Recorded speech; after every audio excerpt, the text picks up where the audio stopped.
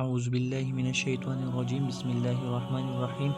محترم سامعین، السلام علیکم ورحمۃ اللہ وبرکاتہ۔ محترم بھائیو، آج ہم شوگر کا علاج سیکھیں گے۔ مطلب جو بندہ شوگر کا مریض ہو تو وہ 2.5 ماہ تک بلا ناغہ یعنی 1 یا 2 مہینے تک ہر روز 3 مرتبہ صبح اور 3 مرتبہ شام یہ دعا پڑھ کر پانی پر دم کر کے مریض کو پلا دے تو انشاءاللہ تعالی مرض ختم ہو جائے گا۔